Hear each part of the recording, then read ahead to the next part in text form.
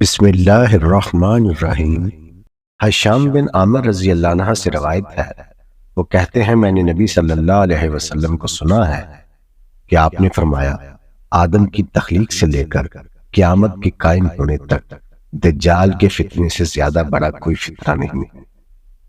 سیدنا ابو بکر صدیق رضی اللہ عنہ سے روایت ہے،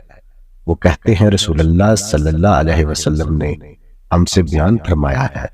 کہ دجال اس مشرقی علاقے سے نکلے گا جسے خراسان کہتے ہیں۔ اس کی پیروی ایسے لوگ کریں گے جن کے چہرے ڈالوں کی طرح چوڑے ہوں گے۔ ناظرین، خراسان بلاد عراق سے لے کر ہندوستان کی سرحدوں تک پھیلے ہوئے وسیع علاقے کا قدیم نام ہے۔ اس سے بظاہر یہی معلوم ہوتا ہے کہ دجال کی پیروی کے لیے ابتدا میں جو لوگ آگے بڑھیں گے وہ یاجوج و ماجوج میں سے بھی ہوں گے۔ ڈالوں کی طرح چوڑے چہرے بالعموم اسی نسل کے لوگوں کے ہوتے ہیں۔ اس سے مستبد نہیں سمجھنا چاہیے، اس لیے کہ دجال کے خروج کا جو علاقہ بیان ہوا ہے اس کے گرد و نواح میں زیادہ تر یہی لوگ آباد ہیں۔ ابو ہریرہ رضی اللہ عنہ کا بیان ہے کہ نبی کریم صلی اللہ علیہ وسلم نے فرمایا مسیح دجال مشرق کی طرف سے آئے گا اور اس کا عزم مدینے کا ہوگا۔ وہ قریب پہنچے گا یہاں تک کہ احد پہاڑ کے پیچھے آ کر پڑاؤ ڈال دے گا، پھر خدا کے فرشتے اس کا رخ شام کی طرف پھیر دیں گے اور وہ وہیں ہلاک ہو جائے گا۔ ناظرین، یہود جس مسیح کے منتظر ہیں اس کا اصلی مشن ان کے نزدیک یہی ہے کہ وہ داؤد کی سلطنت ان کے لیے بحال کرے گا۔ مدینہ کو وہ اسی سلطنت کا حصہ سمجھتے ہیں اور بارہا اس کا اظہار کر چکے ہیں۔ چنانچہ اپنی مہمات میں دجال اگر مدینے کا قصد بھی کرے گا تو اس پر کوئی تعجب نہیں ہونا چاہیے۔ صاحب تحکیم القرآن مولانا سید ابو علا مدودی صاحب لکھتے ہیں، اب اگر کوئی شخص مشرق وسطیٰ کے حالات پر ایک نگاہ ڈالے اور نبی صلی اللہ علیہ وسلم کی پیشین گوئیوں کے پس منظر میں ان کو دیکھے تو وہ فوراً یہ محسوس کرے گا کہ اس دجال اکبر کے ظہور کے لیے اسٹیج بالکل تیار ہو چکا ہے، جو حضور کی دی ہوئی خبروں کے مطابق یہودیوں کا مسیح موعود بن کر اٹھے گا۔ فلسطین کے بڑے حصے سے مسلمان بے دخل کیے جا چکے ہیں اور وہاں اسرائیل کے نام سے ایک یہودی ریاست قائم کر دی گئی ہے۔ اس ریاست میں دنیا بھر کے یہودی کھچ کھچ کر چلے آ رہے ہیں۔ امریکہ، برطانیہ اور فرانس نے اس کو ایک زبردست جنگی طاقت بنا دیا ہے۔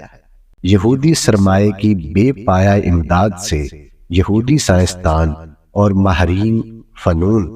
اس کو روز افزود ترقی دیتے چلے جا رہے ہیں، اور اس کی یہ طاقت گرد و پیش کی مسلمان قوموں کے لیے خطرہ عظیم بن گئی ہے۔ اس ریاست کے لیڈروں نے اپنی اس تمنا کو کچھ چھپا کر نہیں رکھا ہے کہ وہ اپنی میراث کا ملک حاصل کرنا چاہتے ہیں۔ مستقبل کی یہودی سلطنت کا جو نقشہ وہ ایک مدت سے کھلم کھلا شائع کر رہے ہیں، اس سے ظاہر ہوتا ہے کہ وہ پورا شام، پورا لبنان، پورا اردن اور تقریباً سارا عراق لینے کے علاوہ ترکی سے اسکندرون، مصر سے سینا اور ڈیلٹا کا علاقہ اور سعودی عرب سے بلائی حجاز اور نجد کا علاقہ لینا چاہتے ہیں، جس میں مدینہ منورہ بھی شامل ہے۔ ان حالات کو دیکھتے ہوئے صاف محسوس ہوتا ہے کہ آئندہ کسی عالمگیر جنگ کی ہڑبونگ سے فائدہ اٹھا کر وہ ان علاقوں پر قبضہ کرنے کی کوشش کریں گے، اور ٹھیک اس موقع پر وہ دجال اکبر ان کا مسیح موعود بن کر اٹھے گا، جس کے ظہور کی خبر دینے پر ہی نبی صلی اللہ علیہ وسلم نے اکتفا نہیں فرمایا ہے، بلکہ یہ بھی بتا دیا ہے کہ اس زمانے میں مسلمانوں پر مصائب کے ایسے پہاڑ ٹوٹیں گے کہ ایک دن ایک سال کے برابر محسوس ہوگا۔ اسی بنا پر آپ فتنہ مسیح دجال سے خود بھی خدا کی پناہ مانگتے تھے اور اپنی امت کو بھی پناہ مانگنے کی تلقین فرماتے تھے۔ ناظرین، فرشتے دجال کا رخ شام کی طرف پھیر دیں گے سے مراد ہے کہ ایسے حالات پیدا ہو جائیں گے کہ مدینہ پر حملہ آور ہونے کی بجائے وہ مجبور ہو جائے گا کہ شام کی طرف متوجہ ہو، چنانچہ مدینہ اس کے نتیجے میں اس کی طاقت سے محفوظ رہے گا۔ انس بن مالک رضی اللہ عنہ روایت کرتے ہیں کہ رسول اللہ صلی اللہ علیہ وسلم نے فرمایا، اصفہان کے یہودیوں میں سے 70,000 لوگ دجال کی پیروی کریں گے، وہ اپنے اوپر چادریں اوڑے ہوئے ہوں گے۔ ناظرین، اس روایت سے معلوم ہوتا ہے کہ اس علاقے کے یہودیوں کی ایک بڑی تعداد ابتدا ہی میں دجال کی پیرو ہو جائے گی۔ ایران میں اس وقت یہودیوں کی تعداد اگرچہ 10-11 ہزار سے زیادہ نہیں ہے، تاہم نہیں کہا جا سکتا کہ رسول اللہ صلی اللہ علیہ وسلم کی یہ پیشین گوئی جس زمانے سے متعلق ہے اس میں یہ اس سے بڑھ کر کیا سے کیا ہو جائیں گے۔ آپ کی نسبت سے یہ بیان اگر غور کیجئے تو اس بات کا واضح کرینہ ہے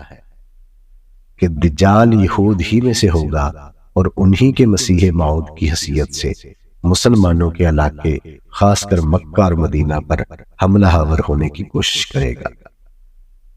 ناظرین، روایت میں دجال کے پیروکاروں کے لباس کا اشارہ غالباً اس خاص لباس کی طرف ہے جو یہود کے مذہبی لوگ بالعموم پہنتے ہیں۔